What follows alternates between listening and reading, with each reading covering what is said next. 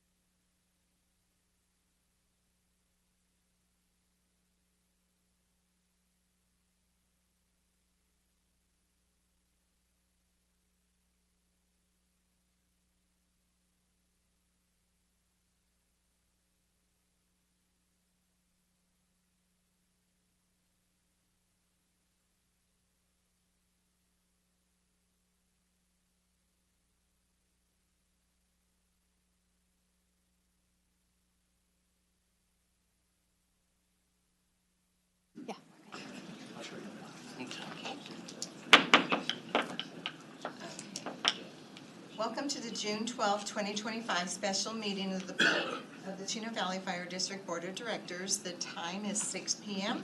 and we will now begin the meeting and take roll. Director Tom Howie.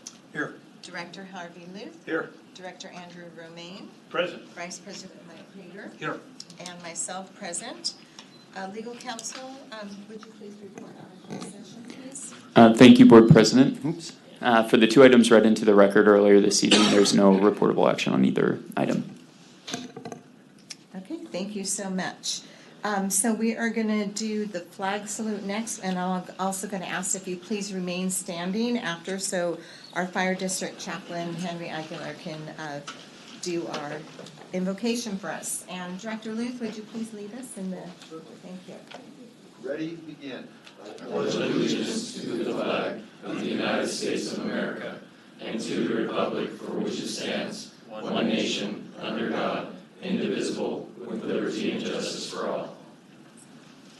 Chaplain Aguilar, good to see you. Good evening. Let us pray. Heavenly Father, Lord God, we come before you this evening. We praise you for who you are, the Almighty God.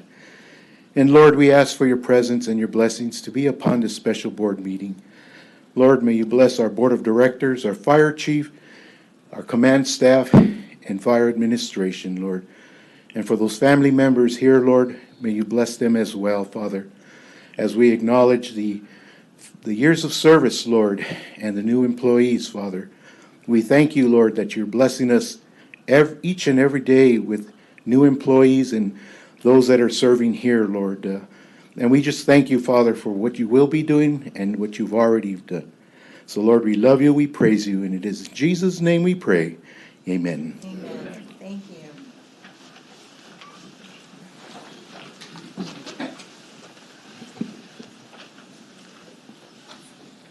Okay, Clerk of the Board, do we have any changes to the agenda? We have no changes to the agenda, but just want to note that today we did post an update to the agenda packet pertaining to item number 9. The updated staff report and resolution were posted and also available here in the back of the room. And that is all.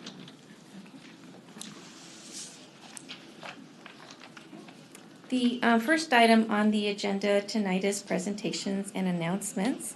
And we invite Board President Ramos Evinger and Fire Chief Williams to the front.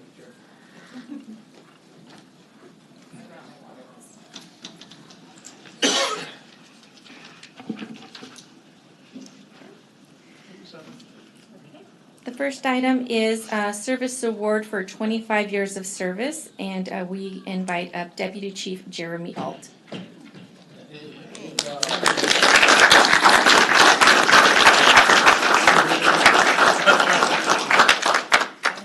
Deputy Chief Jeremy Alt began his fire service career in 1996 with the City of Colton Fire Department as a firefighter paramedic. In 2000, he joined the Chino Valley Fire District.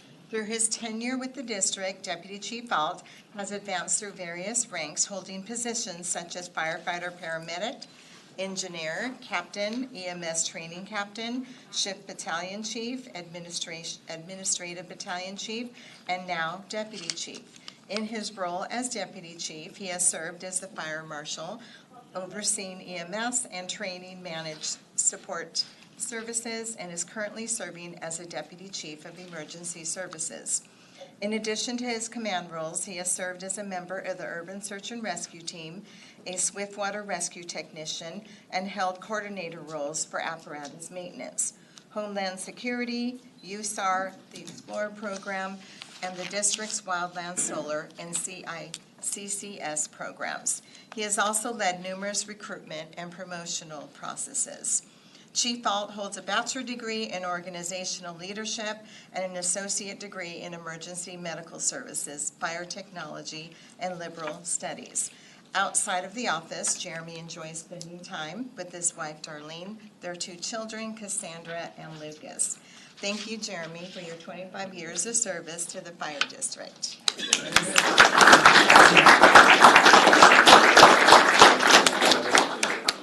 So Jeremy and I have a long history together, and I can tell you as a fire chief, you don't get to be in these positions and be successful unless you have good staff surrounding you.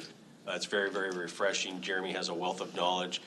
He's been in these positions longer than any of us that currently work here. So it's nice that when you have projects or high-level things that you have to deal with, that you can just turn to one of your support members and say, hey, I need you to do this, and you can walk away and know that it's going to get done. For you new guys, this is kind of a cool thing. This is what we get for 25 years, so you guys got a long way to go. We'll introduce you later, but Jeremy, congratulations. Super happy you're on the team. Thank you, Chief. Got it. I appreciate it very much. He will after. Can I get you guys to center in a little bit?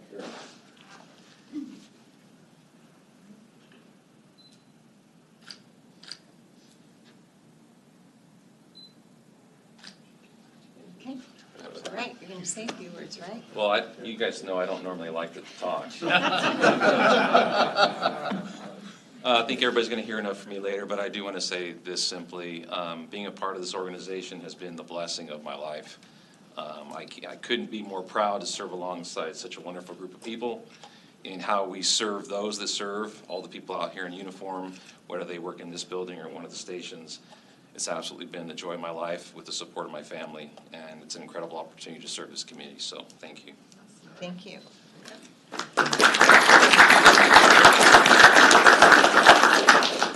Next, we recognize Service Award for 20 years of service, and we invite up Captain Travis Young.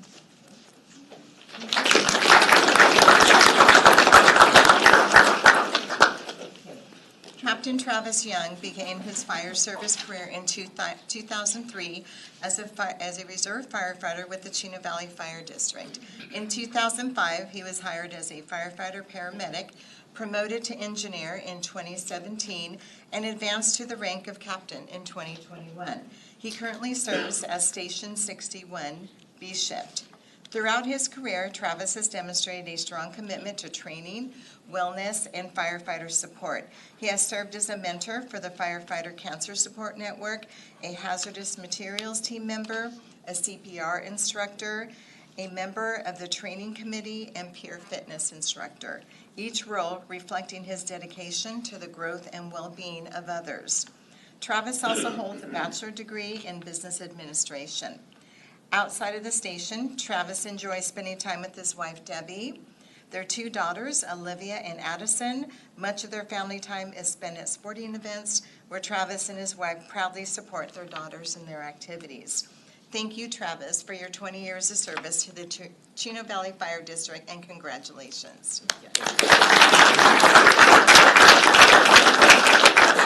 guys know what usually happens, right, when someone comes up here, I just give a couple thoughts. Travis is a very caring and compassionate man, and so for his family to be here tonight, for those of you that don't know Travis well, he's traveled some rough roads. He's battled cancer, and he's here to be here with us today, and I thank his family for their support. And Trav, we're super happy to have you, and we're just always grateful that you're in the role that you're in, because I know personally that when you go out there, you represent us well, and you know, at the highest standard. So thanks, brother. Really appreciate you, and don't stop there. There's still some more room to go if that's up to you and up to your family. Thank you, sir.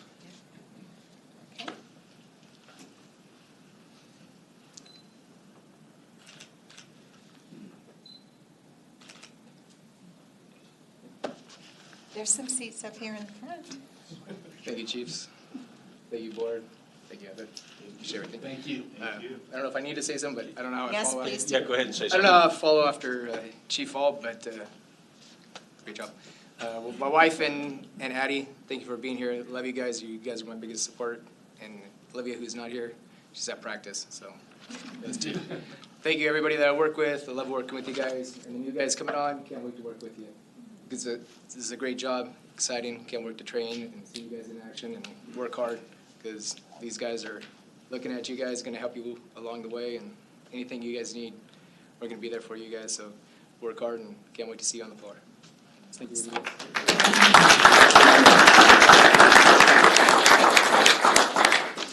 Next up is Service Awards for 15 years of service, and we invite up Battalion Chief Brian Turner.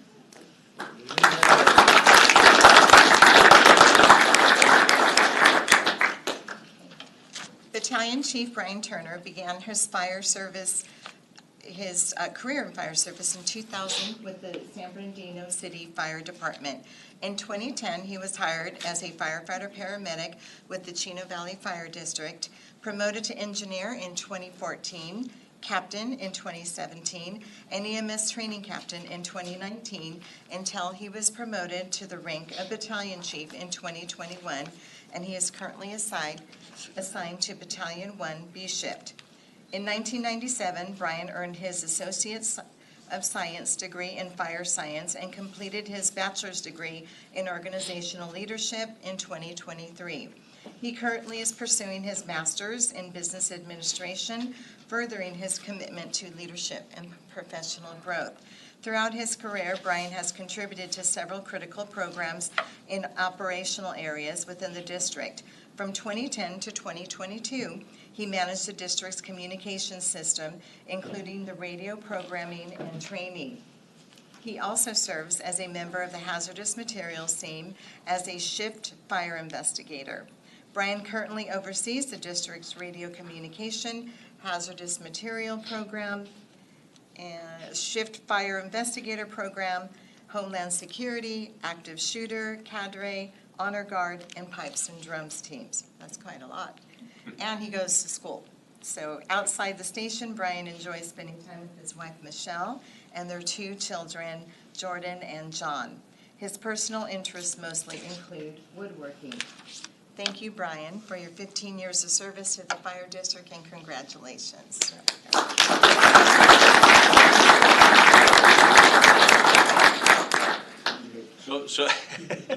So my connection to Brian came in a roundabout way. It actually came through his father. If you guys are not familiar, Brian's father was a deputy chief for us, was a wonderful man, and I always looked up to Greg.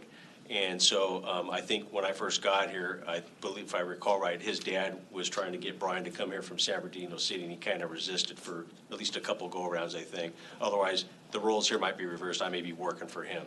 But anyway, although I look up to him in stature, Brian is just a wonderful man, does really, really good work for us. Again, kind of similar to what I already talked about, Chief Alt. Brian's one of those guys, you can just give him something, and you know when the product comes back, you don't even really need to check it because it's going to be thorough, complete, and just, so Brian, we're so thankful for you, thankful to you, and keep it up, and maybe if I get out the door quick enough, you might have another opportunity, so. Congrats, brother. Thanks, Chief. Appreciate it. And since we're, go ahead, Sarah, come on in. Maybe you guys go a little bit more to the.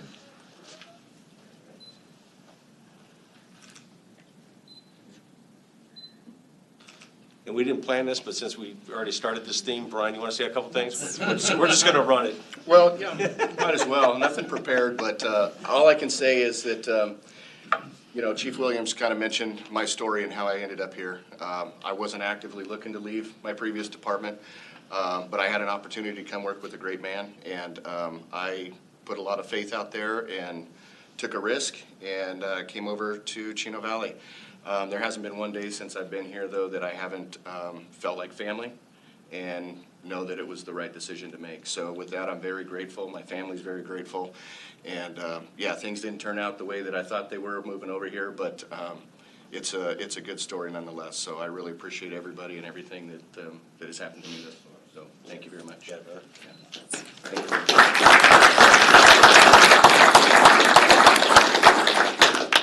Next, for 15 years of service, we invite Captain Andrew Simpson.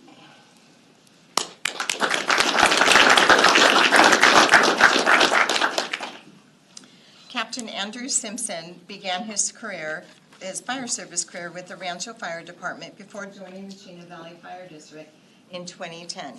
He was promoted to engineer in 2017, and in 2024 he achieved the rank of captain, where he now leads B shift at Station 67. Captain Simpson holds his Bachelor's of Science degree from UC San Diego and has contributed to the fire district in many capacities throughout his career. He is currently an active member of the Urban Search and Rescue Team, demonstrating his commitment to specialized training and emergency preparedness. Outside the station, Andrew enjoys spending quality time with his wife Kendra and their two children, Tice and Violet. His personal interests include golfing, snowboarding, and traveling. Thank you, Andrew, for your 15 years of service to the district, and congratulations.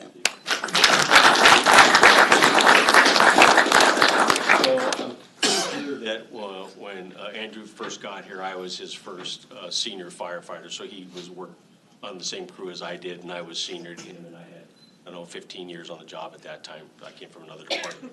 And it's pretty rare that you meet somebody and you recognize right away, like, this guy's actually probably a little bit smarter than me. So anyway, I knew when I met him that he was going to go far. He's a captain now, and I don't expect him to stop there. Andrew, thanks for all your commitment. We just did our captain's test last week.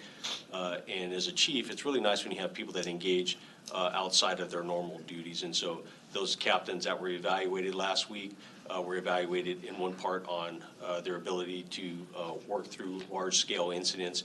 And they wouldn't be able to do that to the level they do without the training that Andrew took of his own time to give all the candidates that were coming through that process, not only that day of, but well in advance. So thank you for helping us be better, and thank you for your commitment to the organization. Thanks, appreciate it. You got it. Appreciate it. So, go ahead.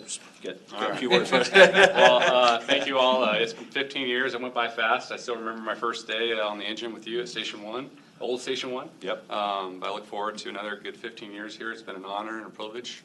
And thank my family for all those 15 years and the tough days. But thank you. Yeah. All right. Come on in here. Let's get a picture. All right.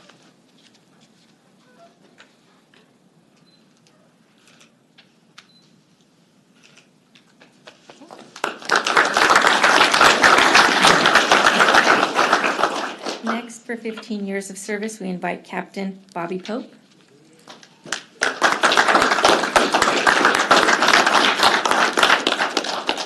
Talking about looking up to somebody.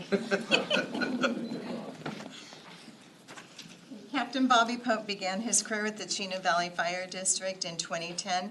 He was promoted to engineer in 2019, then was promoted to rank of captain in 2024. He now leads C Shift at Station 66.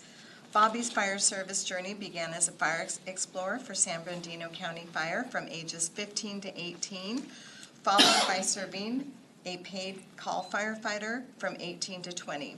He worked as an AMR paramedic from the ages of 20 to 22, and then as a firefighter paramedic for the city of Rialto from ages 22 to 25. He earned his paramedic certification in 2025 after attending Victor Valley Community College. Outside the station, Bobby enjoys spending time with his family outdoors, as well as hunting, fishing, camping, or playing recreational sports. Thank you, Bobby, for your 15 years of service, and congratulations.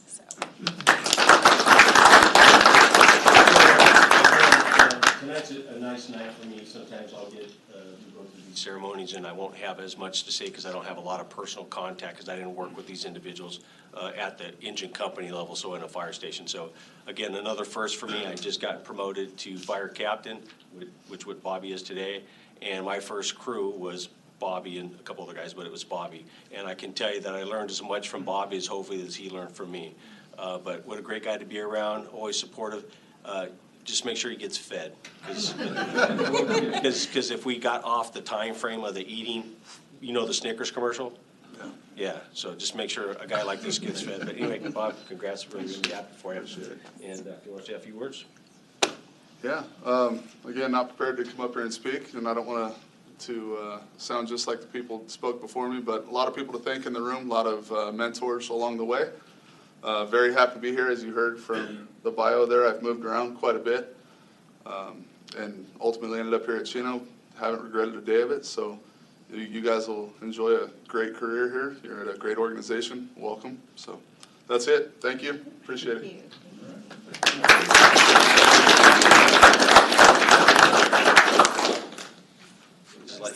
He's like him putting his arm around his son.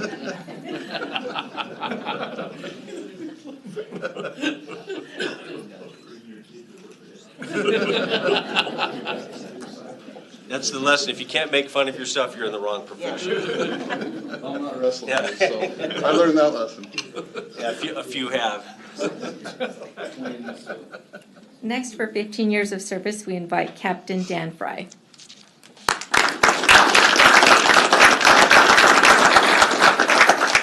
Chief. Captain Dan Fry began his fire service career in 2004 as a at CAL FIRE in Highland. He joined the Chino Valley Fire District in 2010 and was promoted to engineer in 2017. In 2024, he earned his rank of captain and is currently assigned to Station 67 C Shift. Dan completed both his fire academy and paramedic training at Crafton Hills College, where he also earned his associate's degree. He later continued his education at Columbia Southern University, obtaining his bachelor's degree.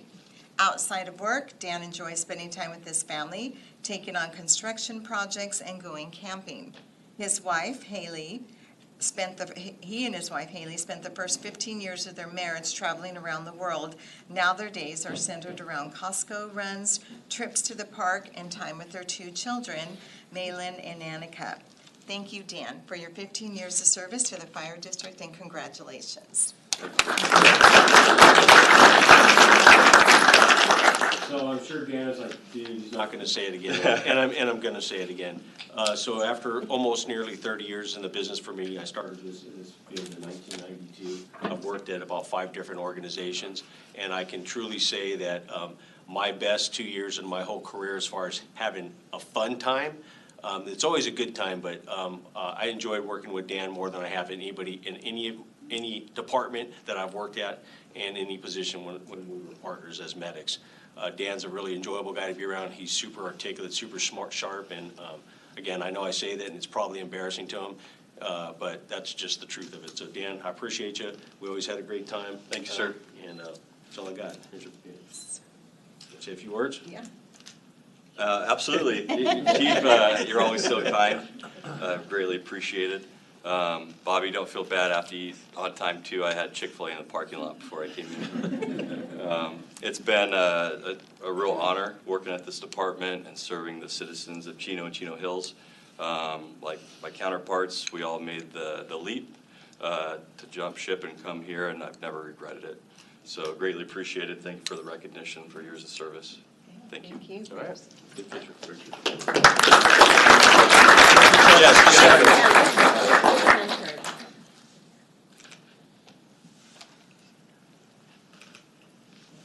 you. You got it. Next is our new employee introduction. We invite Accounting Manager Bonnie Tote.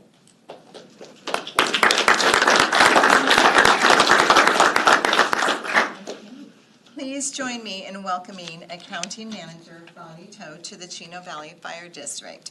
Bonnie brings previous fire experience from the Huntington Beach Fire Department. In her free time, she enjoys being outdoors, going to concerts, and visiting museums. Please join us in extending a warm welcome to Bonnie.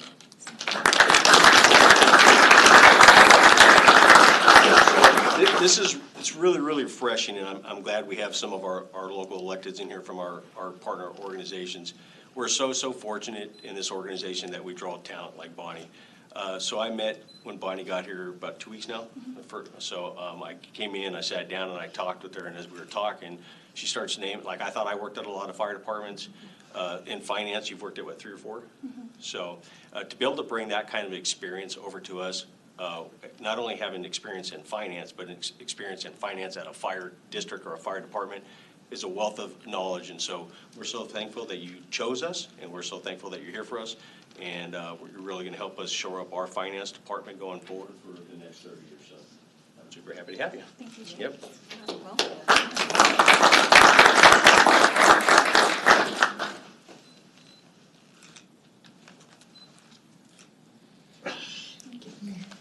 The next item on our agenda is introduction of new hire firefighter paramedics.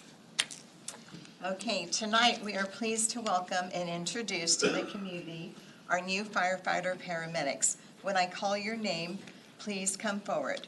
Julian Alvarado, Gabriel Avila, Robert Figueroa, James Mathis, Matthew Shields, Oscar Top, Adam Webb. Now I will turn it over to Acting Deputy Chief Greg Gable, who will introduce each firefighter paramedic. All right. Julian Alvarado began his career, if you will, at the Chino Valley Fire District as an explorer before gaining experience as a firefighter paramedic with CAL FIRE Riverside. In his free time, he enjoys surfing, fishing with friends, and shaping surfboards. Gabriel Avila brings experience from the Long Beach Fire Department. In his free time, he enjoys snowboarding, mountain biking, riding dirt bikes, and working with his hands, especially sewing and welding. And there were some questions about the sewing, but we'll talk about that later. Robert Figueroa brings experience from Dallas Fire Rescue. Came a long ways to find Chino Valley Fire, where he served as a firefighter paramedic. Outside of work, he enjoys spending time with his family, camping, fishing, and exploring new places to eat. And hopefully he's a good cook. James Matthias brings experience from his time with the Carlsbad Fire Department, and he enjoys traveling and spending quality time together with his family. Matthew Shields brings experience from Lakeside Fire Protection District, Loma Linda Fire Department, and Rural Metro Ambulance. In his free time, he enjoys fishing, free diving, boating, mountain biking, and camping with his family. Oscar Top brings experience from his career working for CAL FIRE. In his free time, he enjoys fishing, surfing, and bodybuilding. And Adam Webb brings 5 years of experience from North County Fire Protection District, including 3 years as an EMT and 2 years as a paramedic. In his free time, he enjoys mountain biking, hiking, camping, and riding both motorcycles and dirt bikes. So I couldn't think of a better day for you guys to actually be here. It's a really good balance. As I look at you guys, I had a chance to sit with all of you. I don't know, it was last week we sat and I got to know all of you sort of personally, individually. And we're here tonight, and I'm looking at all the folks that came up for their service years in front of you. 15 years, I think some of them have been here 15 years. This career goes really, really quick. And so I'm just going to encourage you to stick with, and as I told you the other day, be a master of your craft and make this your career. So whatever pursuits you have in your heart and desire, you can attain those here. You just have to be doing all the right things and working hard. And as you can see, you got a really good group of mentors to look up to. This is just a small fraction of the department, but you guys are at the, in my personal opinion, and I've been at a few, you're at the best organization, if not in the entire country, definitely in this state. So welcome, and I'm happy to have you guys. Thanks. Well, yeah, I want to welcome you as well, and we know it takes a lot, and we have an amazing community, and I'm going to pray for you every single day for your safety, as I do for the rest of this department, and please work hard, and on behalf of the board, we want to welcome you to the district, so thank you. Right. And at least one or two of you is nervous because the sweat on your hands, I don't. We should give him a round of applause.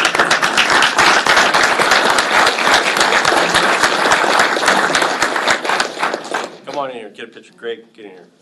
Mister. Can you get this wide, or do we need to stack this up? I think so. Shall we move?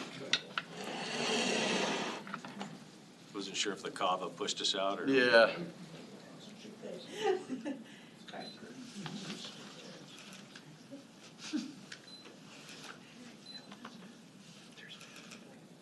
All right, congrats, guys. Congratulations, Make us proud. John. Make us proud.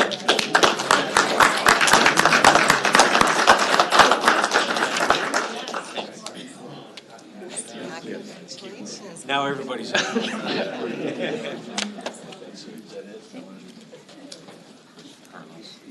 And we're going to take a 5-minute break, and if anyone would like to take any photos, please feel free to do so.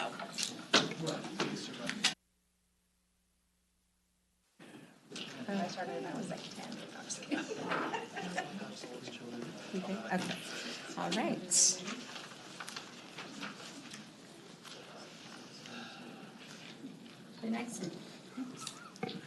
The next item on our agenda is public hearing. Okay, the public hearing for properties declared for weed abatement is now open.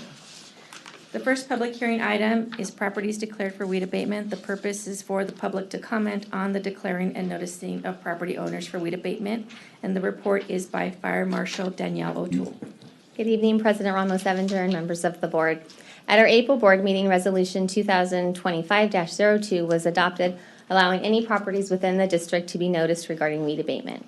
Our spring inspections commenced in early May, and following the inspections, property owners found not to be in compliance were set a notice to destroy. The notice outlined the violation, the reinspection date, the penalties for failing to take action, which also include or could include an administrative citation and abatement by our private contractor. In accordance with our resolution, we are to hold a public hearing allowing property owners to address the board on this matter. It is recommended that the Board of Directors review public comment on the declaring and noticing of property owners for weed abatement and subsequent actions and charges, as well as make any rulings on any and all objections raised regarding the proposed removal of weeds and said charges. Okay, thank you. Do we have any requests to speak on this item? We have no written request to speak on this item. Okay, the public hearing is now closed. This is the time for the board to comment. Please ask your questions, make your remarks when I call your name. Director Romaine. No questions. Okay, Director Luth? Director Howie? Nothing tonight. Vice President Krieger? Nothing, thank you. No, myself, thank you very much for the hard work of you and your staff. Appreciate it. Okay, so at this time, I'd like to request a motion. So moved. I have a motion by Vice President Krieger and I have a second by Director Romaine. I will now request a voice vote. Director Romaine? Aye. Director Luth? Yes. Director Howie? Yes. Vice President Krieger? Yes. And myself, yes. The public hearing for approving the I guess I better wait and let you. Thank you. The second item under public hearings is resolution number 2025-11, approving the fiscal year 2025-26 original budget. And the purpose is for the board to review, approve, and adopt resolution number 2025, adopting the 2025-26 original budget. Okay, all right. The public hearing for approving the fiscal year 2025-26 original budget is now open. Staff report tonight is by Finance Director Mark Shaker. Thank you. The fiscal year 2026 original budget document represents the culmination of a collaborative budget development process which officially kicked off last December. A number of study and review sessions were held in support of this budget, including the budget workshop, which was held on May 27th. I have a couple highlights to go over, but I don't intend on going into great detail over the budget. The highlights of the 26 budget include a balanced budget with an operating surplus of just over $1 million. Unrestricted ending fund balance is projected to be about $42.2 million at June 30, 2026, which includes an unassigned fund balance of just under $22 million. Through sound financial stewardship and consistent conservative budgeting, the district has been able to build up its reserves over the last several years, with our unassigned fund balance growing from about $10.1 million in 2022 to just under $22 million going into 25-26. These funds are available to be used for capital projects and other significant capital needs, of which a significant portion will be needed for the upcoming Station 68 project, which we'll be talking about later tonight. Property tax revenues are forecasted to grow about 4.2% over the estimated actuals for fiscal year 2025. The budget document is attached to the staff report and contains a wealth of general information regarding the district, as well as detailed information regarding next year's proposed budget. The appropriate public notices regarding this workshop, the board workshop and the public budget has been provided in the local newspaper, at the district's offices, and on the district's website. I'd like to thank the finance team for their continued hard work throughout this process. This budget couldn't be completed without their individual and collaborative efforts. So thank you, Dawn, Vicky, Christine, and now Bonnie for all your help and continued desire to improve this document year after year. That concludes my report. I'm happy to answer any questions you have. Okay. Do we have any requests to speak on this item? We have no written requests to speak. Would anyone present like to address the board on this item? Seeing none. Okay, the public hearing is now closed. This is the time for the board to comment. Please ask your questions, make your remarks when I call your name. Director Romaine. Well, I don't have any questions, even though I've been telling you all night I was going to ask you questions. You answered everything at the budget workshop. It did its job and allowed us the opportunity. What I would like to do is to thank you and your staff and everybody involved, and also I know we're a complete EMS department, but the EMS division and our nurse educator and that I was really impressed in the budget that we're not resting on our laurels. We're looking to continue to be at the forefront of medical service with the whole blood program. If that comes to fruition, and the sepsis testing, so we can get patients there. It not only do we have a balanced budget, but we're still making movement to continue to be at the forefront of the fire service, and so I appreciate that and want to thank you guys all. Okay, Director Luth. I agree with Director Romaine's comments, staff's efforts, everybody in the department, in the district, all their efforts and input, and again, the effort to continue to enhance our services is much appreciated. So yeah, I agree. Okay, thank you. Director Howie. Yes, thank you. I'll echo those comments. It's always good to see a surplus projection in a budget, and that I'm the happiest about that particular thing. And hopefully it'll be more of a surplus than we, you never know. Hopefully there'll be a few more dollars coming into the district. So great job. Thank you. That's my comment. Okay, Vice President Krieger. It's already been said. Thank you very much. Appreciate all the hard work. Yep. I also thank you guys for all the hard work, and thank you for the workshop. We were able to get all the questions answered. So at this time, I would like to request a motion. Motion to approve. Okay, I have a motion from Director Howie. Do I have a second? Second. A second by Director Luth. And do I have to do a? I would. Okay, all right. So I now am going to do a voice vote. Director Romaine? Aye. Director Luth? Yes. Director Howie? Yes. Vice President Krieger? Yes. Myself, yes. Okay, so passes 5-0. The next item on the agenda is public communications. This is the time and place for the general public to address the Board of Directors about subjects that do not appear elsewhere on the agenda. The public may address items on the agenda at the time addressed by the board. Due to board policy and Brown Act requirements, action may not be taken on any issue not on the agenda. When you address the board, please state your name and address prior to making your remarks, and please limit your comments to 3 minutes. I have no written request to speak under public communications. Is there anyone present who would like to address the board at this time? Seeing none. The next item on the agenda is liaison reports to Fire District. And we invite up Mayor Art Bennett from the City of Chino Hills. I was not going to make any remarks tonight, but a couple important things. President Sarah Ever, Ramos Evinger, the rest of the board and command staff. Beautiful meeting tonight. Congratulations to all of the service awards. Jeremy, 25 years, wonderful.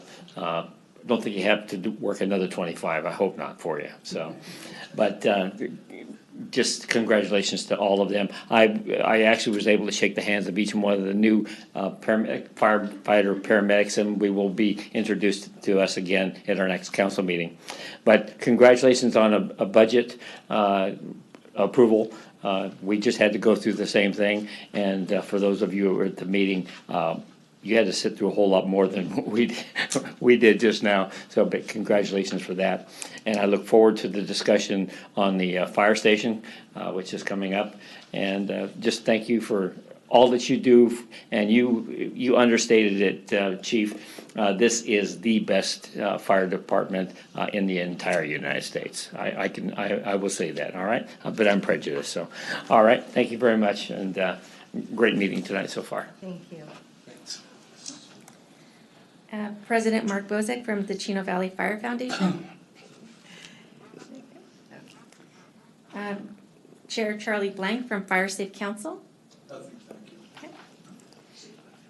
That concludes our fire liaison reports. The next item on the agenda is the consent calendar.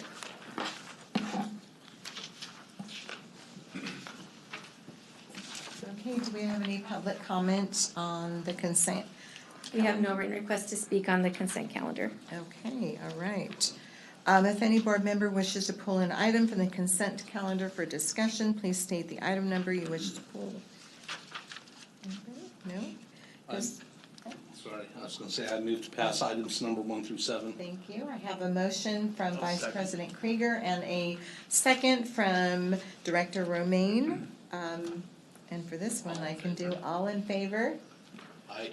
Aye. Okay, and the motion passes unanimously. The next item on the agenda is under new business, item number 8, resolution number 2025-10, and agreement number 3CA07225 with California Department of Forestry and Fire Protection. Purpose is for the Board of Directors to review, approve, and adopt resolution 2025-10 approving the agreement between the Chino Valley Independent Fire District and CAL FIRE for wildland fire protection services from July 1, 2025 to June 30th, 2026. And the report is by Deputy Fire Chief Jeremy Alt. Yes, good evening, everyone. The item before you is the renewal of our existing wildfire protection agreement with CAL FIRE. I'm sure many of you are aware of that contract, but a brief review, we contract for services with CAL FIRE for acreage about 12,000 acres even. Most of that is within the city of Chino Hills, a small portion in the city of Chino. Again, that's for wildland fire protection. This is a renewal. We did not modify the area of the contract at all. The only thing before you tonight with the change would be an increase in the rates. And that rate increase, as stated, is $55.58. It includes a base rate of $50.18 per acre, with an administrative rate of 10.77%, resulting in the total protection rate of $55.58 per acre. Again, these rates are calculated per acreage throughout the state for wildland protection agreements. So essentially, the more acreage you cover, the more you pay. Of note, I did want to bring forward to your attention, many of you are aware, on May 12th, we had what was essentially a small vegetation fire within the Chino State Park. The Sapphire incident is what it was called. In fact, the two battalion chiefs you have in the audience tonight, both Chief Smith and Kenny, were the incident commander and operations chief on that incident. Total acreage burned was 10 acres. And the incident itself, the forward rate of progress for the fire took about maybe 2 hours roughly to stop. Did talk to our contacts at CAL FIRE. Every fire that CAL FIRE has, they have an itemized cost sheet for all their costs. So that fire itself was 100% within our contract area. So obviously, besides our own staffing for our normal daily staffing, we incurred no additional costs. But I'm actually, it's interesting to report that for that 10-acre fire that lasted about 2 acres, the total cost to CAL FIRE, if you will, for the aircraft associated was over $102,000.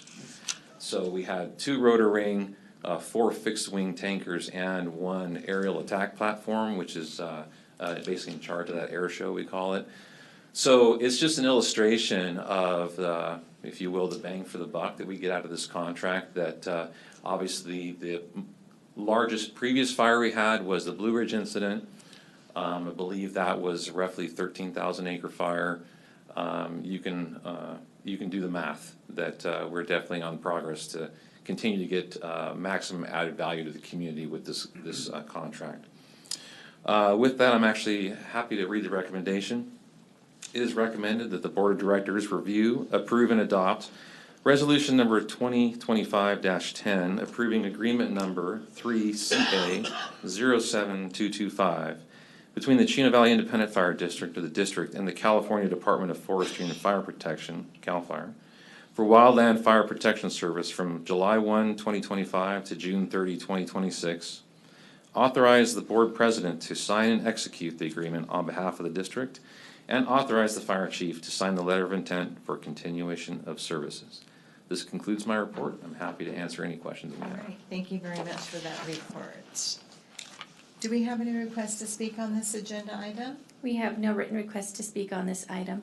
Okay, this is the time for the board to comment. Director Romaine? Yeah, as a newer director here, I had a lot of questions on this, but I was able to sit down with Chief Alt and really get a good hour-long history lesson and a layout of what this really entails for us. And you know, it's pricey, but it's we got a couple of directors that are in the insurance industry. This is an insurance policy that, if we don't have it, could devastate the district financially in a matter of a day. So between reading this, a city I came from, Burbank, just had a 20-acre fire. And as we're driving in today, Carlsbad has a fire going. I'm not sure if that's even out yet. So fire season is here. Fire season never leaves. So yeah, thank you for your explanation of everything and the way the map falls. I appreciate it, and looking forward. The only sad thing is of that $55, it doesn't all go to CAL FIRE. Our beloved governor is able to dip in there and take $20 of that 55 just for the general fund. So the state of California still keeps their fingers in it. So. But thank you. Thank you. Director Lee? Yeah, I agree, again, with Director Romaine. When I first got here, it's like, what is this? But it's invaluable, so that's my only comment. Okay. Director Howie? What can an insurance agent say? Mitigate risk. So, yeah, it's getting more expensive, but, you know, like everybody has said, how costly could it be? It could devastate us without it, so that's all. Is it, so my question, Jeremy, is there any way to reduce the acreage and still get our bang for the buck? That's a great question. In fact, if you recall recently, I would say maybe 3 or 4 years ago, We did take a very strong look at the existing contract boundaries, and we did make an effort to reduce. And at that time, we were pushing $500,000 on the overall cost of the contract. And being good partners, we were able to sit down with CAL FIRE and we worked some of that out. We did have, I believe, a year, not this last year, but the year before, I sat down with them again, Chief Skibar and I did, and we made a further adjustment. We actually retuned, if you will, the shape of the contract based on recent fire history to give us more value add. So overall, we have reduced the amount of size in the contract. The challenge we face, especially with, as you're all aware, with the new risk maps that have been released and everything else, our community is very prone to wildfire, and I feel that if we were to reduce the size of the contract any greater, we would incur that greater risk. So we generally feel we're in the sweet spot. Good. Thank you. No further questions? Okay. Yeah, I myself as well, I feel when I first saw this come through many years ago, I was shocked and didn't like it. But we need it, and just the resources that we have available to us during those incidents is huge, you know, something that we can't do on our own. So I want to thank you for the report this evening, and at this time I'd like to request a motion. So moved. Okay, so I have a motion from Romaine, and do I have a second? Second. Okay, a second from Director Luth. And I will now request a voice vote. So Director Romaine. Aye. Director Luth. Yes. Director Howie. Yes. Vice President Krieger. Yes. And myself, yes. The motion passes 5-0. The next item on the agenda is item number 9. Award a construction contract for Fire Station 68 project pursuant to a previously adopted mitigated negative declaration and approved budget amendment number 1.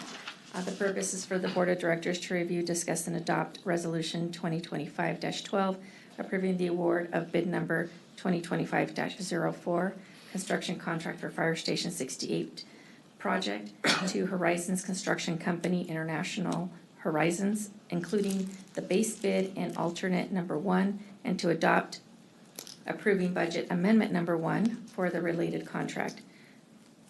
Resolution number 2025-12 will permit the fire chief or his designees to review, approve, and process all invoices, payment applications, and related disbursements for the Fire Station 68 project in an amount not to exceed the total of the approved contract award plus the authorized 10% contingency.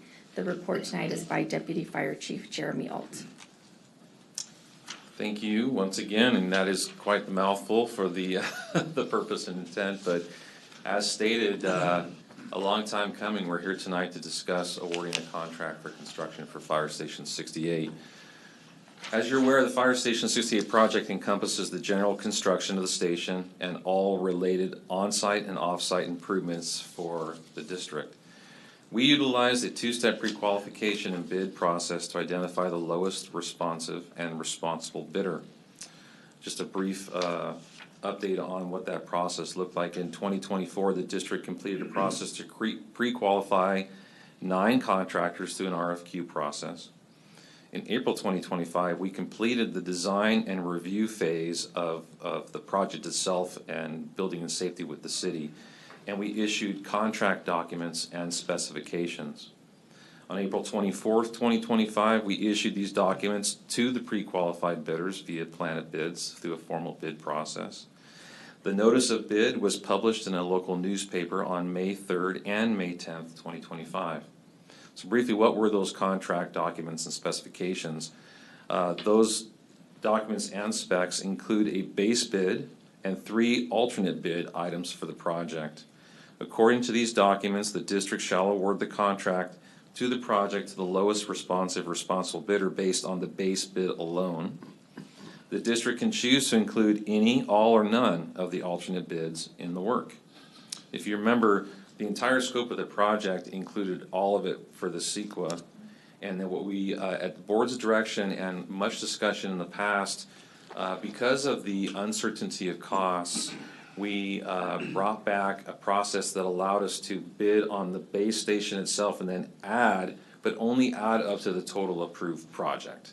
we weren't able to bid and then take away, essentially. So that's why you have a base bid for the station in front of you and the options to add a few items. So as I said, the base bid scope is the general construction of Fire Station 68 main building and all related on-site and off-site improvements.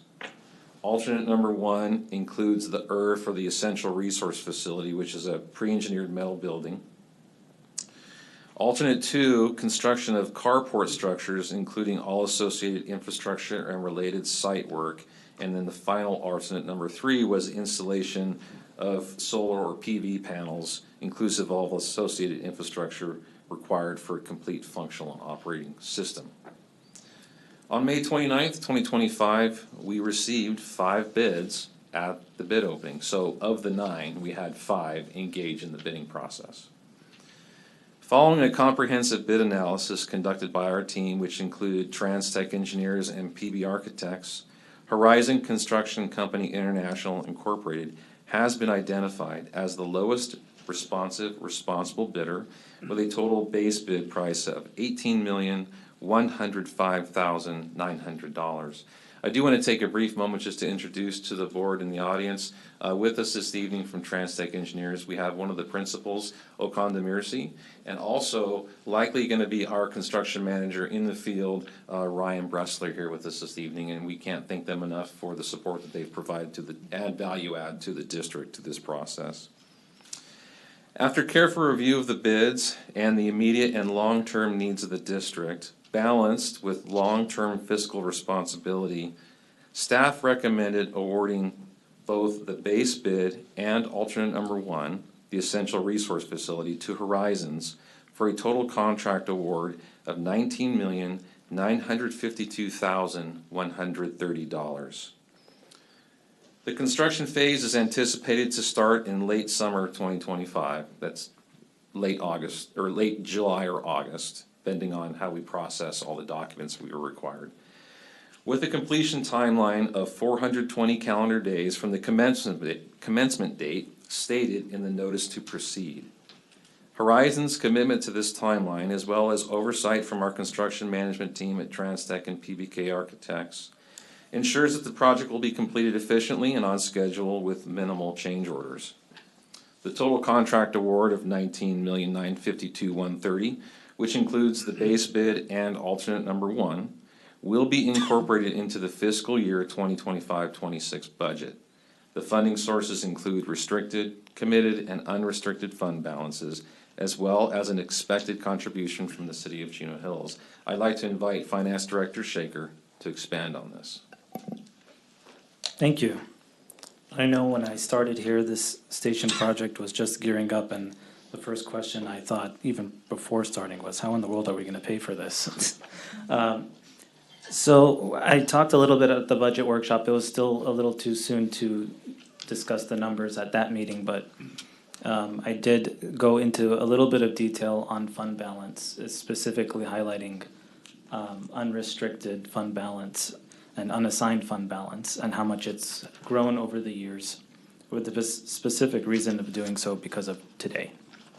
In the resolution essentially adopts a budget amendment to the budget that was just approved 5 minutes ago. So five minutes old, and what's already being amended. But this is probably the cleanest way we could do it. We have different sources of funds designated for this project. $8 million has been committed by the City of Chino Hills, of which $4 million we've already received, and $4 million is due and obligated to us as soon as this contract is awarded.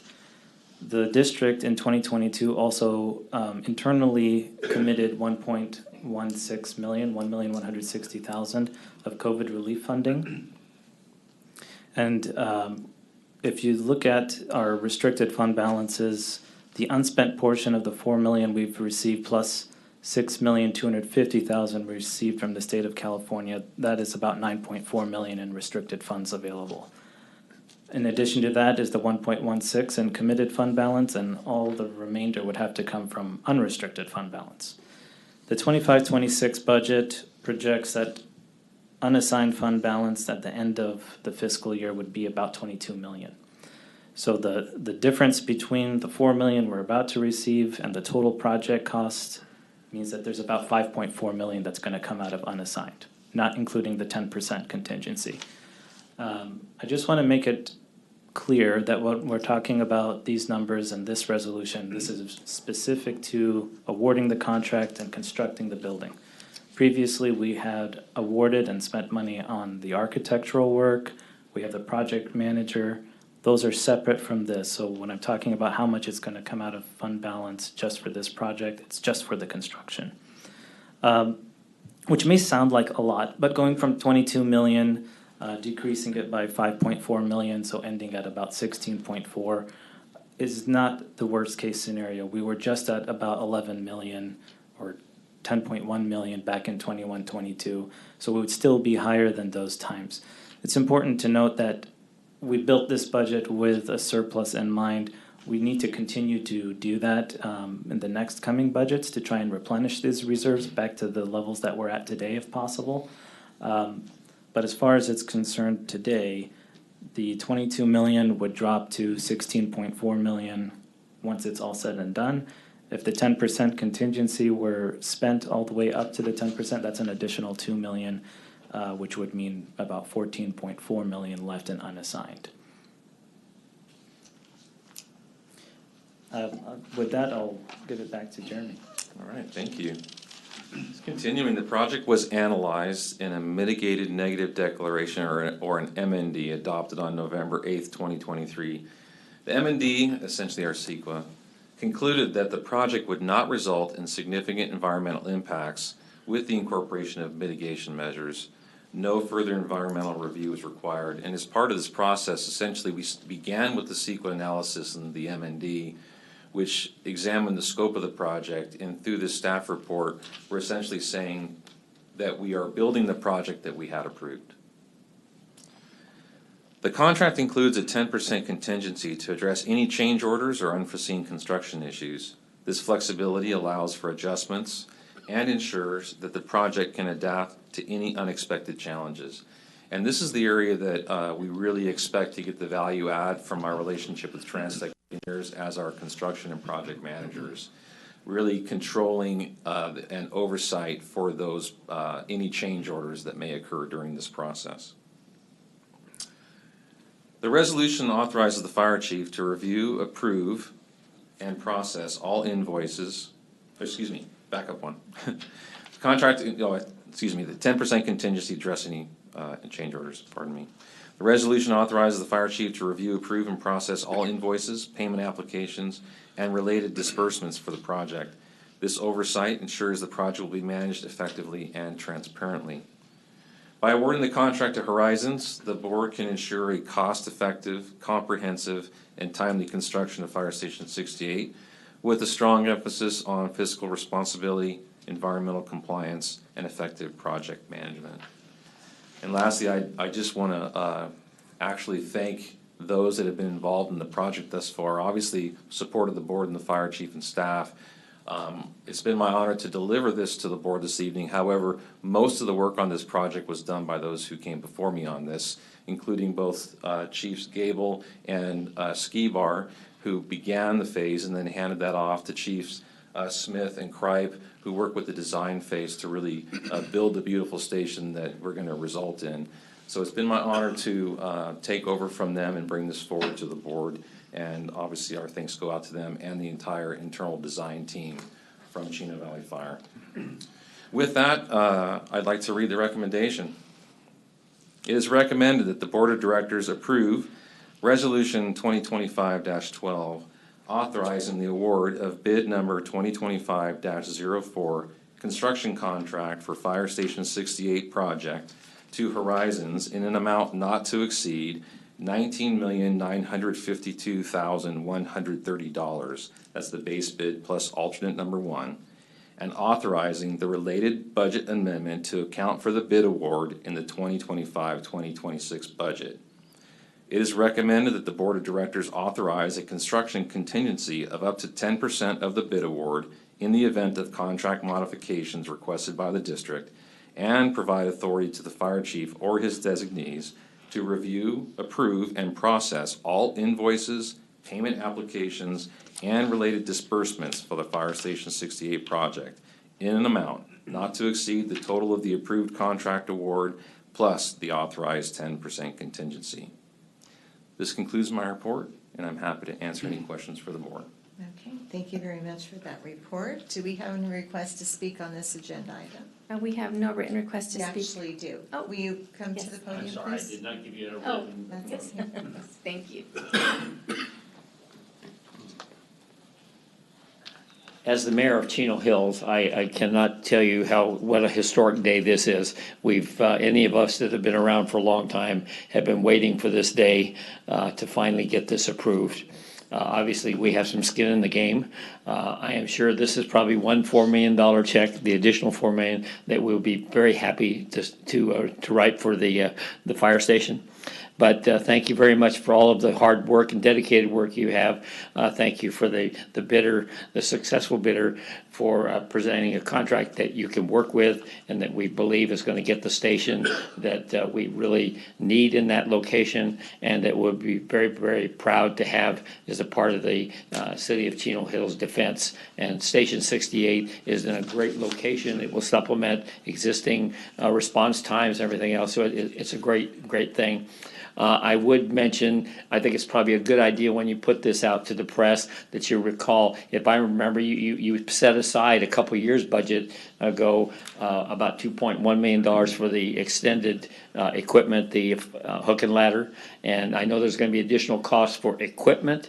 But the fact that you're going to be able to pay this out of this year's budget and moving the things around, these contingencies and these reserves, those are the things that we put aside, and we work hard on budgets every year to be able to fund and take care of to serve the people that you serve, all of the residents in the service area of Chino Valley Fire District. So congratulations on this momentous, I'm assuming that you will be approving that in a moment. But I just wanted to thank you very much on behalf of the residents of all of Chino Hills, but in particular the area that is south of my district and in, I think, Cynthia Moran's district. We are really, really going to be happy. This will be a wonderful thing, and it takes time. If it takes 800 days to build the hook and ladder that goes in, the 400 plus days for construction is a minor thing. So again, thank you very much to the staff and the board for doing this. We appreciate it, and congratulations on this evening's events. All right. Thank you. Okay. Anyone else request to speak on this item? Okay. This is time for the board to comment, and Director Roman. I get to go first on everything tonight, so. Yes. Yeah, a bunch of us, I mean, I say a bunch, but well, quite a few. The chief, myself, Director Howie, Director Shaker, Finance Director Shaker, we weren't here at the start of this. This was an undertaking that happened 5-6 years ago, and so the process has been started, and I think it's incumbent on us to make sure we finish it strong. When I ran for this position, that was one of my 3 tenets, was to get this station built. I live the closest to this plot of land. I'm literally like 5 minutes walking to it. So it will directly affect not just me, but my entire neighborhood, plus the entire neighborhood north of Woodview there in response times. So it's a much needed thing. I'm sure our standards of coverage would show that a working station there is far better than a empty plot of land. That being said, I spent the time and read the entire bid packet, multi hundreds of pages, but I felt it was that important. So I had a lot of questions. Chief Alt, you entertained me there for the other hour between that and the CAL FIRE. But you were able to answer most of them, and then last night we got to talk with Ryan and with TransTech there, and that assured me that decision to bring on TransTech as our construction manager is going to be the right decision, because we're going to need that oversight there not 24/7, we're not gonna make you sleep there, but while they're working, you're gonna be working, so I'm looking forward to that. That being said, I still did have some questions. One of them was, our contract calls for prevailing wage to be paid. They say they're gonna meet it. Is that something, compliance-wise, that TransTech is gonna be on it for us? And because I just, we are a strong union department in the community, and prevailing wage is a living wage, and I wanna make sure that this doesn't become a bait and switch. So if you have any answers to that, or. Yeah, that's a great question. Because it is a public works project, the entire project will be registered with the DIR. And part of, again, that relationship with TransTech, in addition to being on the ground construction management, part of their scope of work with us is to be that watchdog, not only over the work that's being done, but also the payments that are being made, and audits, and keeping track of all the different subcontractors and their status with DIR. And so that is part of that oversight that we are contracting with them to provide. Okay. And then change orders. As change orders inevitably come up, I know we gave the fire chief the authority to use his spending authority. Will that fall in under that, or will we still be made aware of change orders, and will we have to approve them? Is that how that's gonna go, or is it gonna be more informal than that? Yeah, great question again. So just for a brief awareness of what is a change order. So we had quite a bit of work done, as I mentioned before, from all the chiefs that were involved in the project, along with our internal design team and the team at PBK Architects, that not only when they make the drawings, they go through a process called VE, or valued engineering. What they do is they make sure that what they're drawing can absolutely be built in real life. Now, with any set of plans, when you actually start to swing a hammer or put up the sticks, they may come across something that doesn't work the way that they drew it. In other words, is there a duct that they thought would go through the right wall, but come to find out there's electrical in the way, or they need to actually redesign where they would send that duct. Again, this is a very simplified explanation of that, but that would constitute what a change order is. So again, back to that process of having that construction management on site. Not only do we have reports back from PBK that their change orders run in the single digits on their projects, but we also have a 30-year construction professional through TransTech, through Ryan, who will be there that when a contractor says that they need a change order, they will have to go through an official process called an RFI, or a request for information, that it's all tracked. And that's all reviewed by our professional construction manager to determine, is that a valid change order? Now, one of the key points about that is the reason we've asked for that 10% contingency is that many of these things are time sensitive, and we need to be able to give authorization to make those changes to keep the project moving. What we don't want is the district to cause a delay, because if the district causes a delay, then the contractor can theoretically incur different costs because of the delay. So it is our full intent to regularly communicate with the board what changes are being made and what that process is. However, that contingency allows us to move at the speed required to build the project. Now, we're thankful that so much care was put into the project. We will not be asking for new things. We won't be asking to put a wall where there wasn't a wall, or those kinds of things. So what we're anticipating, if we have change orders, they will be for those simple, unexpected things that come up. So again, we will be communicating, but that contingency allows us to make those and authorize those costs up to that 10%. The other thing is I agree with addition 1 or alternate 1, however we're wording that. I think that's how we presented it to our elected officials that we asked for money from. And so I think it's never gonna be cheaper than it is in this one. And coming from a place where we didn't have enough room for storage and for operations, and then equipment sits outside, stuff deteriorates, it just becomes a long loop of money drains. So I am in agreement with that. And last I'd like to say is we have a unassigned reserve of basically 22 million. I think if we went out and talked to our citizens and said, do you want us to keep 22 million in the bank or spend some of it to provide this resource that's going to give you guys all better service, that it would probably be pretty unanimous that they would like the resource. So with that said, I'd like to thank everybody involved with this and appreciate all the hard work and look forward to getting this thing open. Thank you. Okay, thank you. Director Luth. Thank you. It's actually been longer than you think. I've been here 8 years and it started well before I got here, so. I was 10 when it started. So. Everybody's gonna keep adding to that number. Yeah. I too spent some time with Jeremy, and I appreciate the time. I had a lot of questions, and I don't want to belabor them here, but there's a couple of points I do want to go over. First one is, and I just thought of this as we were talking, so the Trans-Tech, that's already in our budget, is that correct? In the 24-25 budget, yeah, yeah, it'll okay. be carried forward at the Right, next meeting. okay. It's Wanted to an unfinished confirm project. that, yep.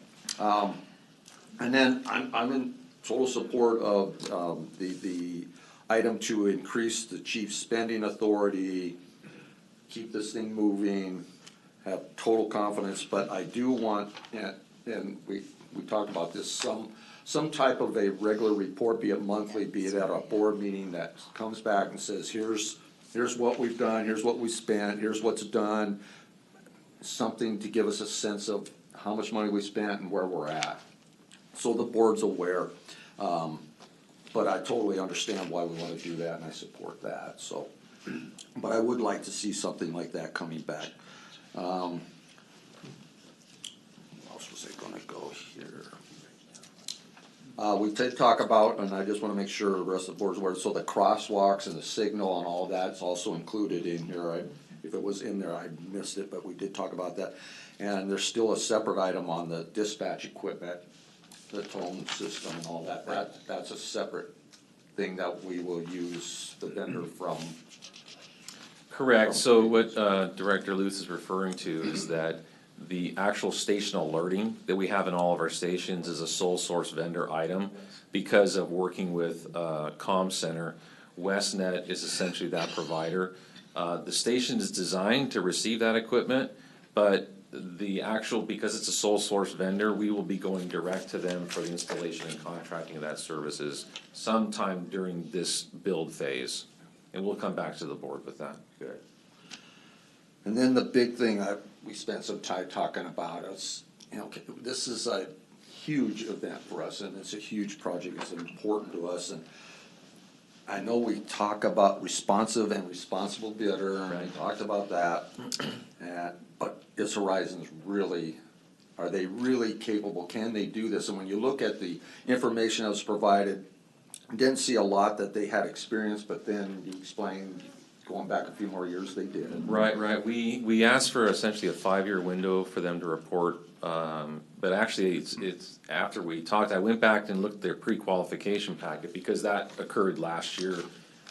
We do know that they have actually built 2 fire stations with our current architects. So Kelly Needham, our principal, he's worked with them in the past, and I think the most recent fire station they built was the fire station in Eastvale with PBK. So they're not strangers to the firm. They have built a quality product.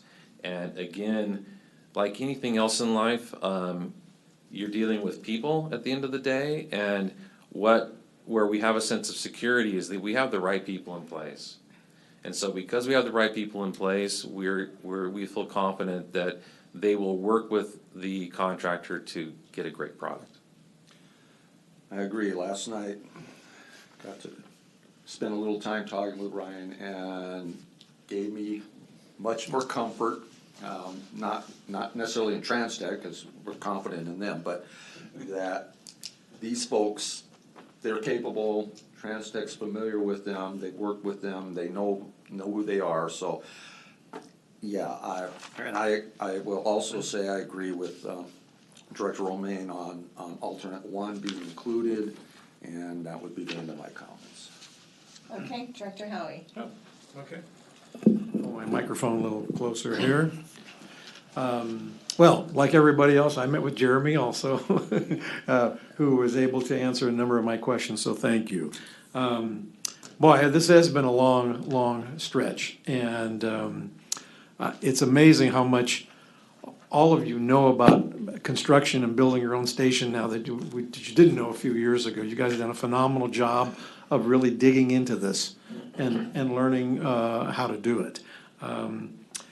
This is the first time this district has had to build its own station. In the past, 7 stations were all built by Chino and Chino Hills. So I was kind of shocked that the district was going to have to build their own station, especially since it had no experience of building a station. And I know that it's not an easy task to build. I was part of the 3 stations that were built in Chino, and luckily I didn't have to do a whole lot because the city took care of all that. But this is the first time, and I think hopefully it's the last time we have to build a station, that we don't have to go through this again. This is a lot of work, a lot of energy for a company, a district that does something else, from that standpoint. Anyway, I had a question. Is there anybody from Horizon, the construction company, here tonight to see if they're going to win a $20 million bid? I was just looking out to see if anybody was out there. Wow, if I had a $20 million bid, I would be out in the audience right now to see if I was going to get that bid. Anyway, that's just a quick comment that I had. And I can understand Chino Hills being happy to have the station built, Art. A year and a half ago, we were at a point where we said, we need $14 million to build the station. We have 8, we need another 6, and we went out and got another 6.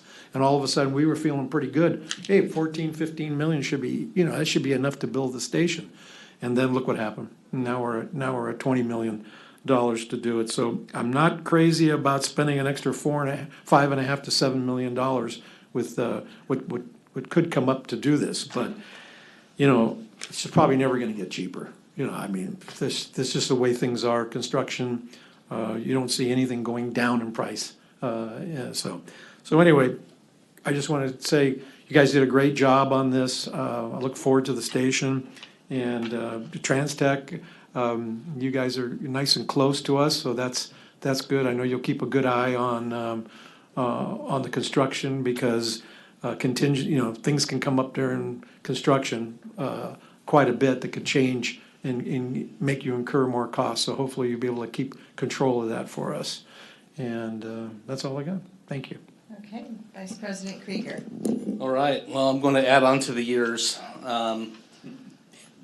My recollection is my first meeting about this was a joint meeting with the city of Chino Hills in 2014, where we were discussing it. So, wow. Yeah, 10 years. So it's that's my recollection of us starting it.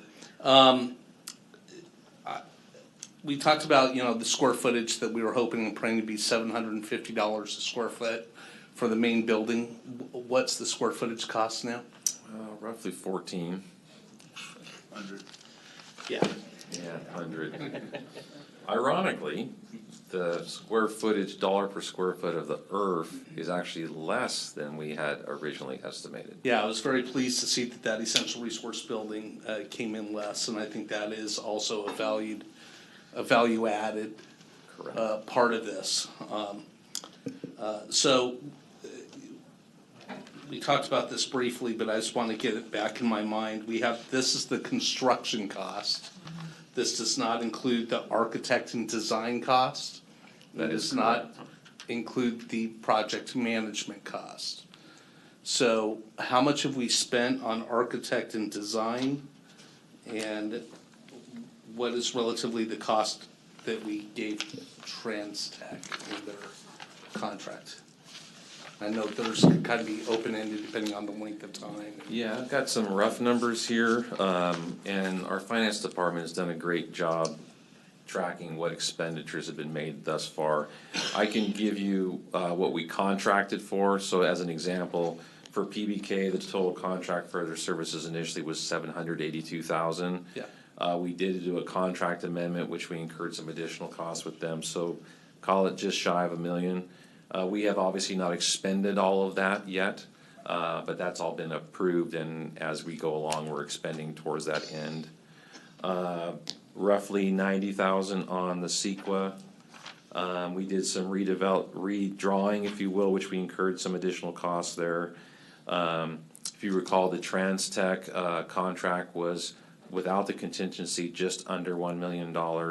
We've actually just started to pay, obviously, for their time on this part of the scope of that as well. Yep. Yeah, so about 2 million. Yes. Is really a good general way to look at it. That's over and above this, but as Mark said, that has already been budgeted and kind of not part of the 5.4 million, correct? Correct. They didn't want to commingle the two and make this overly confusing. Okay. And additionally, the apparatus costs will be coming out of the equipment replacement fund and not out of unassigned, so I didn't want to also put that together in this. Okay. I mean, those are all check marks for us being fiscally conservative and budgeting, and as Mayor Bennett pointed out, we have been planning for this for many, many years along the way. Chief, do you feel that there's still opportunities to get more money allocated from the state or the federal government via grants or any other kind of measures that they might do, appropriations? Although I'm always hopeful, I would say based off of the state's budget and where we are at in the process, not likely. There's always going to be other opportunities related to apparatus and things like that we're certainly going to go after, but probably not related directly to the fire station. We are going to be up in Sacramento next week. Chief Gable is going to go and represent with the board president, Ramos Evinger, next week to support SB 74, which is a bill proposed by Senator Sayarto, and it's called a gap funding bill or measure. And so what that is for perfect situations just like this, where you've been planning for something, you've actually did your due diligence, you set the money aside, and you have all the money, but because of the processes itself, such as CEQA and processing planning and getting things drawn and all these different things, we find ourselves where we started, where we had a really good guesstimate at $750 a square, and now we're right around $1,400 a square. You find yourself back in the hole that you thought you had just fixed with the state helping us already. So this gap funding measure is really intended for projects just like ours. Now, we don't know. It did get through the Senate. It's on the Assembly side now. So we never know. We're hopeful. But we are very obviously fiscally conservative here in the district.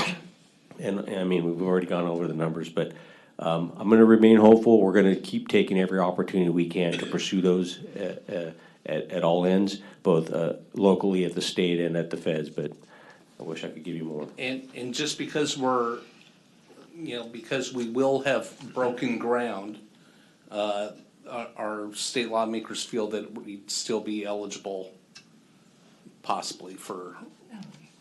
So what starts to create some challenges for us is that when you secure funding from different mechanisms, it creates different requirements. And so when you're down that path already, you may have prohibited yourself from being able to get additional funding. So that's one thing. And then again, we're gonna ask, but what we do is a trade-off, if you will, is we still have other needs, Director Krieger. We know we need a piece of apparatus, and likely that is the better ask at this time when we're talking any kind of grants, is to fill that need and then possibly utilize the funding that we have inside as a trade-off to make the payment back towards the station, and then hopefully get the support of getting a piece of apparatus that we actually need. Sure. Okay. I was pleased to see that there was delay penalties in place for the contractor. If it gets delayed due to their acts or unforeseen, obviously, weather can delay a project, and they wouldn't be penalized for that, but if they're just dragging their feet and selling it, and that's what Trans Tech will hold their feet to the fire on. So I was pleased to see that. The parking structure and solar, you guys did not ask for that. Once again, I ask, is that something that can be added on later on? And is that something because, we always see about solar panels being added on top of parking structures. The school district did a deal years ago with a solar company that built the parking structures for them, and put the solar panels on and then sold them back the electricity for super cheap, like a fraction of the price. Is that why you guys are holding off on this, or is there a specific reason why? So tonight's recommendation was for the station and the IRF. Those other two items are also up for consideration. The parking structure and the solar is up for the board's consideration as well, should you choose to ask us to consider that and to accept that. I can just tell you from my position today, in trying to be very fiscally conservative, this did, at this point, went about 4.7 million above where we were hoping to be. And so it really, to me, is an opportunity. It doesn't affect our operations. Having that parking cover and having that solar panels doesn't affect our operations in the end result of what we provide to the community. Certainly, I suppose as any construction goes, if you don't do it now, you could be paying more later. However, I did learn something from Director Romaine in a conversation I had with him, in that solar panels might provide some value. There's also at least one downside, is it requires a lot of upkeep, and then so now you're spending more money on dealing with that. So right.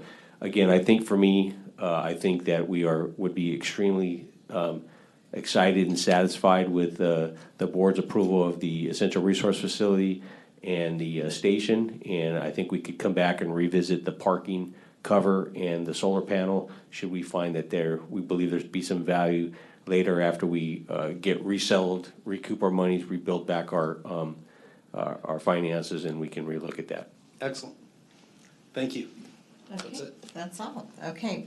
And I want to thank you, Chief and staff, for your efforts in moving this important project forward. I understand the significance of the construction, particularly the fire station itself, for the safety and efficiency of our operations and service to our community. I had a lot of late nights with this, because I've had really busy, a lot of late nights, and I had some conversations with people and businesses to help me understand as well. I wanted to get second feedback. I had quite a few questions, but I was marking them off as people were asking questions, and the one though that still radiates with me is Director Luth, and I just want to make sure that, and also for transparency, this is a lot of money. It's money that also belongs to our constituents, and transparency through the project. If we can get regular updates, financial updates, board updates, if we can, create some type of schedule, whether it be a small item on our agenda monthly once things really get going. I think it's important to also allow the community to understand what's going on, and I hope that we have some type of communication campaign as well to get people excited about our progress. Maybe once a quarter we do put out a little video and just talk and just let them know on social media or something. That's for you guys to decide, but just to create the excitement. We've needed this for so long. I am beyond excited, because one of my first times of being president, I sat in a meeting, and I think you were at the time with me, and it was my first time around, and we talked about the need for this. So I am beyond, I wish I would have brought champagne bottles for this, because this is really, really needed, expected. A lot of hard work has gone into it. I appreciate everyone, this whole district. I don't think there isn't anyone that won't be impacted by the work that's going into this. And there's going to be a lot of hard work that we continue to need, and a lot of focus. I hate taking money out of savings, you guys. That's just my very conservative, and very conservative in that. I was worried about, is this gonna impact any future needs that we have by doing that? But, you made that comment during our budget that this is why we have these resources for these rainy days, and needed it. At one point, I was ready to say, do we really need that resource building? Do we really, you guys, we need to provide the fire station. And I was like, do we really, really need that? But as Director Romaine said, our costs are only gonna go up higher. And I was ready to call out and say, no, we don't need it. I'm serious. I but I had to really, really think hard about the project in the entirety. I'm not ready or okay with bid 2 or 3. I'm fine with, doing our fire station with our alternate bid 1. But thank you again, and I am super excited. So, Chief? So thank you very much for your comments. We, staff will certainly put together a package to display how we'd like to bring that back to the board on whatever the regular basis becomes. We certainly will be utilizing any social media outlets that we have access to share with the community. I also really wanted to say thank you to all the staff. I know I have Dean sitting over here, Chief Smith, and again, we have Chief Skibar, Chief Gable, and certainly Chief Alt. This is a big undertaking. It's something that in my career, something you don't ever do often as a fire chief, regardless of what fire department you work at. So I know it's taken a lot of time and a lot of hard work, and I'm so very appreciative. I'm also very appreciative of the collaboration with the board. I had many times had to have conversations, even as early as last week when Director Howie was really working with me on the contingency plan of this. So I really appreciate the input and allowing us to get there to meet your needs so that we can help this be successful at the end for our community. That's what this is all about. So thank you very much. Okay. All right. Does anybody else have any other last minute comments? Okay. So I have a motion from Director Romaine, and I'll actually second that. And I will now request a voice vote. And just a question for the motion maker in the second. So just to be clear, it's moving forward staff's recommendation, including alternate 1 and right. budget adjustment. Yes. Make a motion that we move forward with the recommendation of approval of the base bid plus alternate number 1. And the other, just the other items read into the record from Deputy Chief. Okay, thank you. Just for clarity. Appreciate that. Thank you. No, Okay. I appreciate that because I should have made sure we do that. I will now request a voice vote. Director Romaine? Aye. Director Luth? Yes. Director Howie? Yes. Vice President Krieger? Yes. And I am a yes.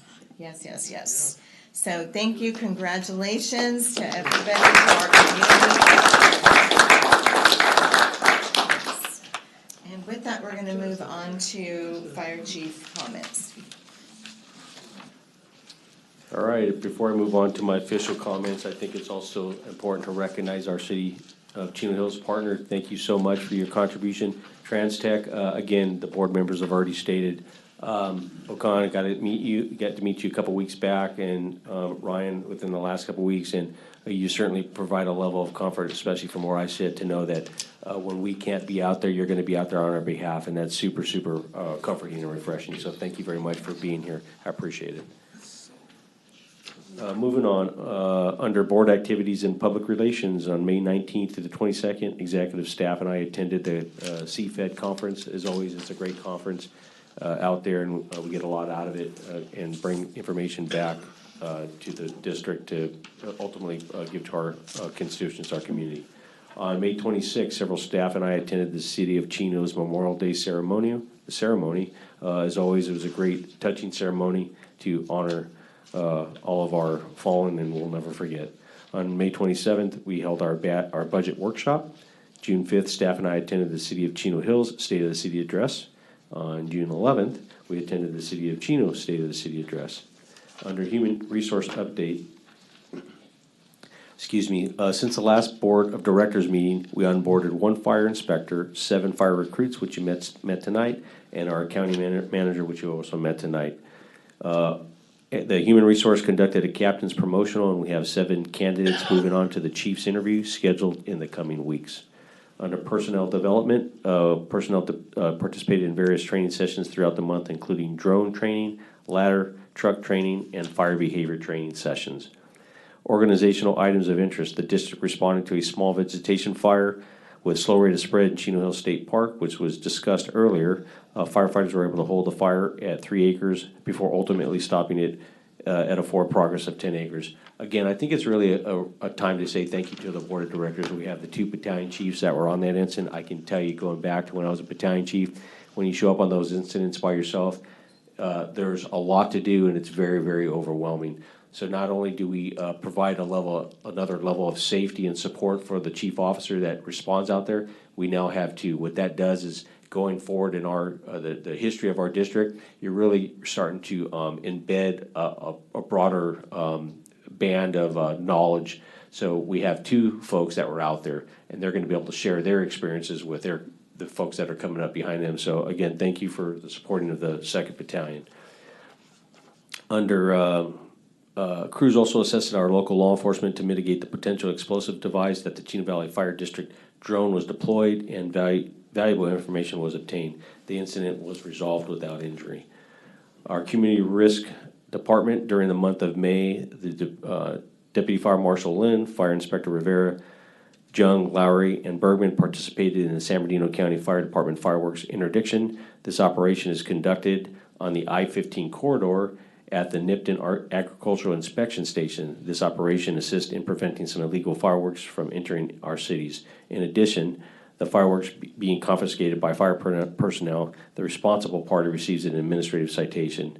Personnel will also participate during the month of June, obviously right before the 4th of July. So thank you to Fire Marshal O'Toole and her team for being willing to go out there and support the countywide efforts.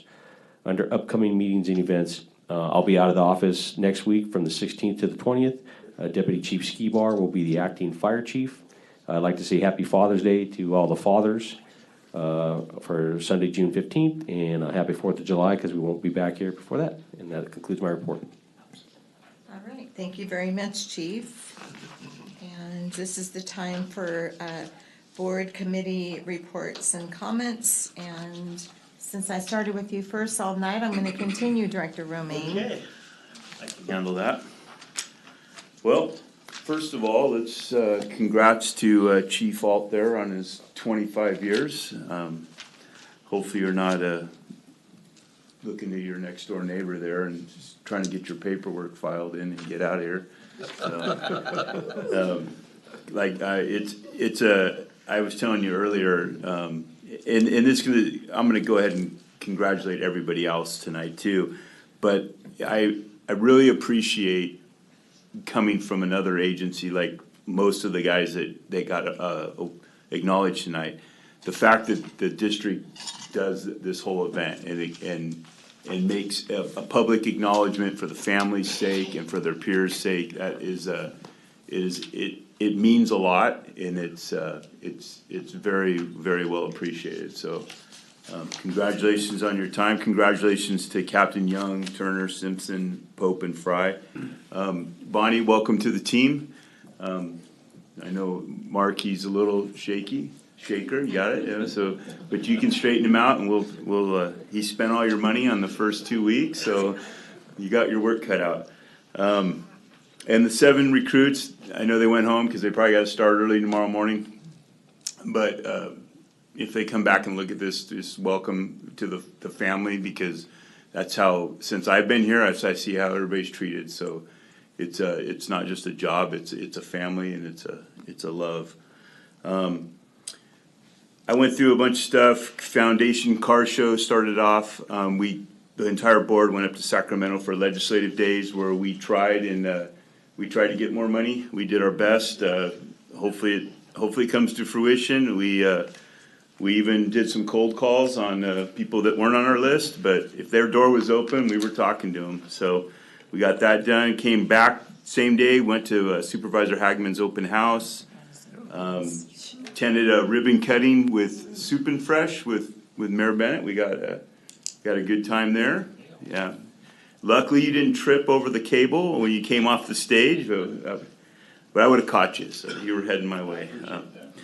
Also attended the Memorial Day event, which was my first time there in Chino doing that, and it was a great experience and had a really good time.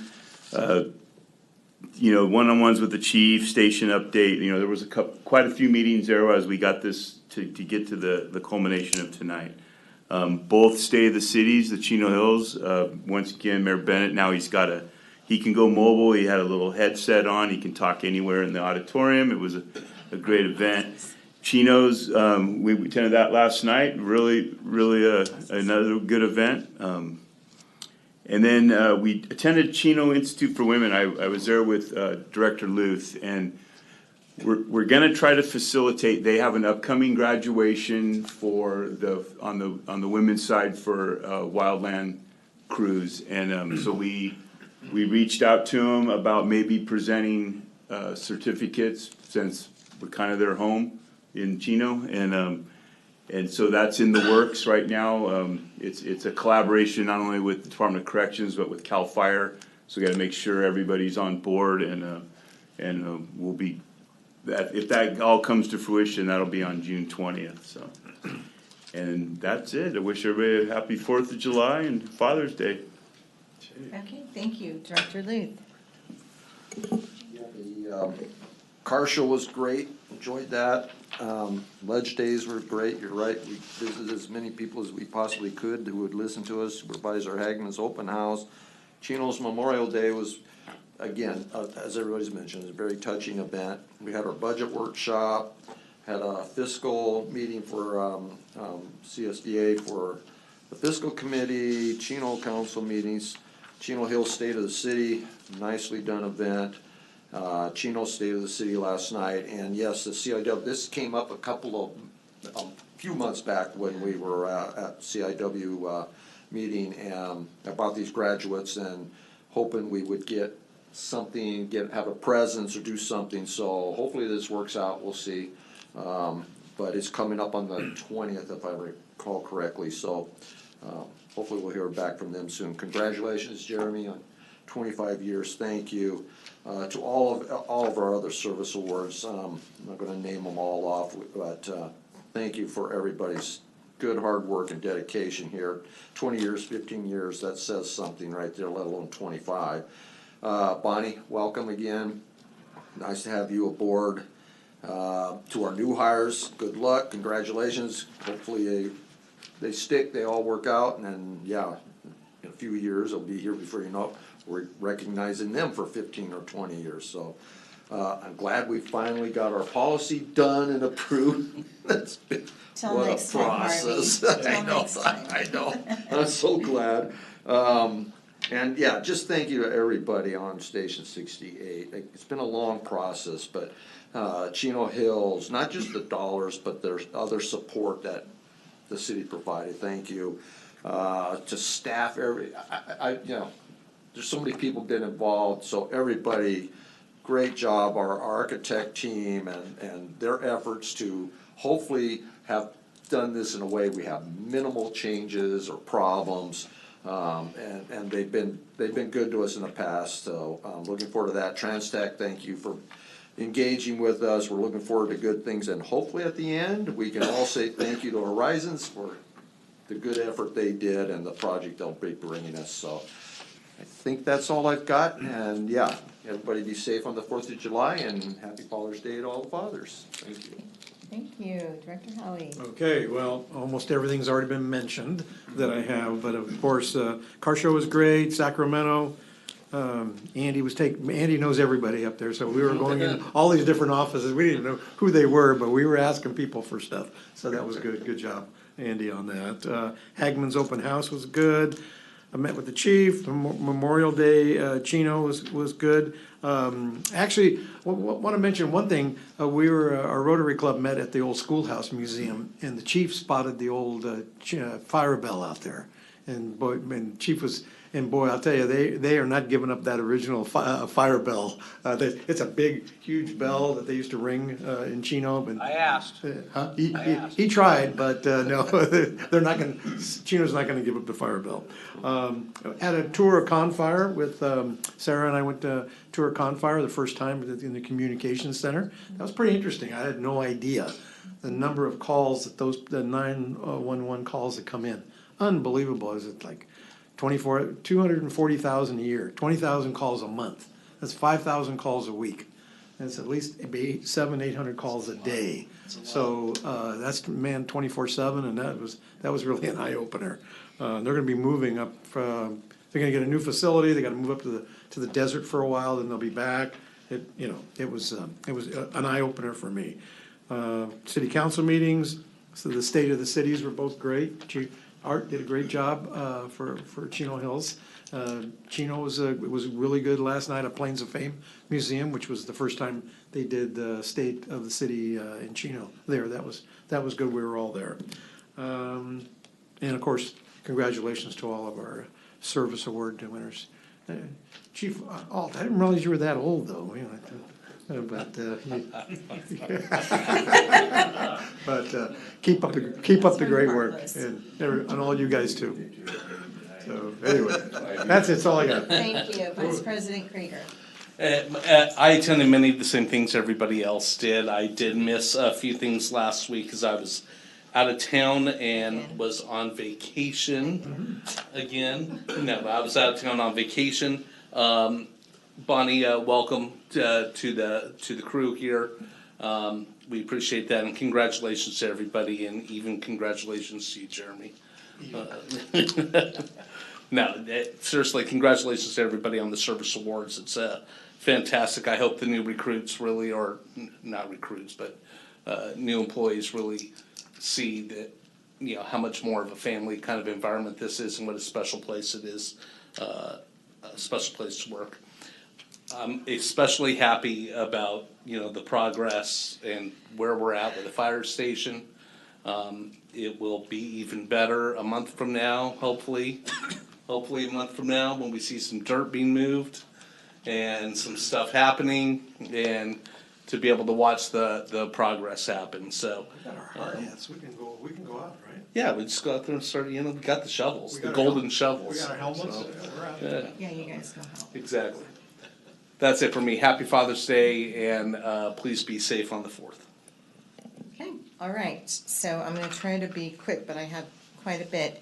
So I had the opportunity to speak to the COO of TNT, and he communicated to me that we're going to be doing a fireworks take-back program this year. Yeah, okay, Fire Marshal O'Toole. Thank you. So one of the changes that the city of Chino actually implemented was after the commission meeting last year, was that they no longer wanted the booth operators to have to wait for their appointment on the 5th to return their fireworks, because they learned that most of these booth operators were not necessarily maintaining the fireworks in the booth because they didn't need to. They could take them to their place of residence. So TNT has agreed to set up a return station the night of the 4th. So it will allow all the operators to take the remaining fireworks to that location. So they will be out of the city limits that night. Okay, great. That's a nice change, I have to say. Thank you for that information. So, okay, and I too attended the car show, our CSDA legislative days, Heckman's open house. We had a Carbon Canyon Fire Safe Council homeowners insurance workshop, and I want to thank Angela for all your help in coordinating, and Fire Marshal O'Toole, I appreciate your support and help as well. You guys are fabulous. I really appreciate you. Our budget workshop, I had my meeting with the chief and legal counsel. The Confire tour, thank you for giving the overview on that. Gender review meeting. I had a Fire Safe Council meeting on the 4th. The CSEA member services and professional services on the 5th, and then I also had the state of Chino Hills that same evening. State of the Fire District planning meeting with Rita, and looking forward to that exciting upcoming event. The Chino State of the City, and Jeremy, congratulations. Congratulations on the 25 years.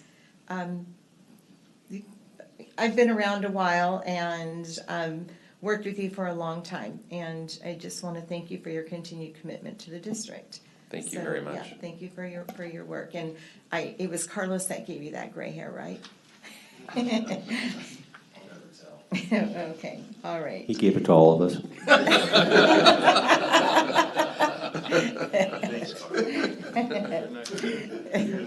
So, our service awards, gentlemen, already, covered all that. Congratulations on our 25, our 20, our 15, and welcome to our beautiful department. And I also want to wish all you gentlemen up here happy Father's Day, and those out in our community and out in the audience this evening. And also have a happy and safe 4th of July. And remember, 1,000 times no, they're illegal here in the city. So just that big reminder. And we're going to be out in force on the 4th, correct? So, all right. And with that, I am going to adjourn the meeting to the regular meeting of the Board of Directors of the Chino Valley Independent Fire District to be held on Wednesday, July 9th, 2025 at 6 p.m. at District Headquarters located at 14011 City Center Drive, Chino Hills, California, 91709. Thank you. Okay, Mike, run.